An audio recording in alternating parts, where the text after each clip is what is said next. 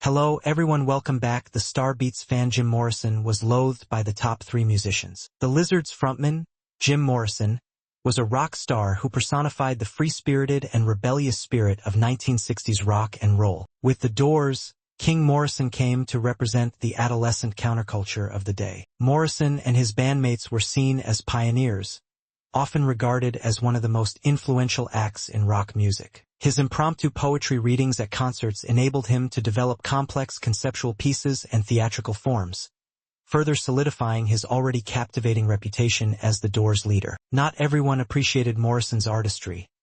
Some musicians saw him as a hacker at best and a horrible person at worst. Morrison's music and poetry had a huge impact on many people, and he was frequently hailed as the quintessential rock star. His commanding stage presence, lyrical prowess, unique voice, and unpredictable antics, along with the dramatic aspects of his life and untimely demise, made him one of the most important frontmen in rock history. These 3 performers detested Jim Morrison. Most Lou Reed during his Velvet Underground days. Lou Reed's general dislike of the West Coast music scene was reflected in his deep contempt for the Doors. While many mourned the death of Jim Morrison, Reed and those who were critical of him felt differently. Reed recalled that someone had called to say that Morrison had died in a bathtub in Paris, and he thought, "How fabulous in a bathtub in Paris?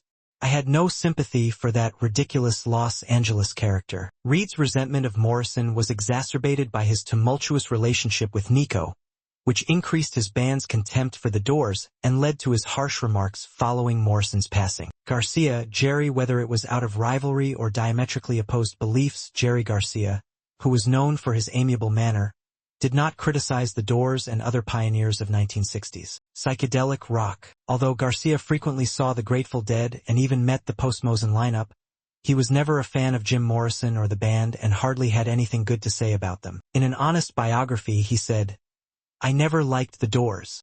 He blamed their apparent lack of originality on imitating other bands and providing a shoddy imitation of genuine talent, adding that Morrison was a pure MC. Garcia acknowledged that he never liked the music of the Grateful Dead, saying that he couldn't sit through their set with the Doors. "I believe I watched the first song or 2 and then went upstairs to fall around with my guitar because there was nothing there that interested me." Jagger copied Jagger's criticism of Morrison's stage presence and appearance, saying that it seemed to be directly lifted from Jagger's 1965 U.S. tour. Garcia's disdain continued as Morrison took on a more artistic character. Prior to attempting to establish himself as a poet, which I believed was entirely undeserved, he would frequently move about. Rimbaud and Verlaine were both excellent poets when they were 18 or 19. Sorry, Jim Morrison, he wasn't very good. Regarded as a highly esteemed figure in rock music, Frank Zappa was adamantly opposed to Jim Morrison's persona and the publicity that surrounded it.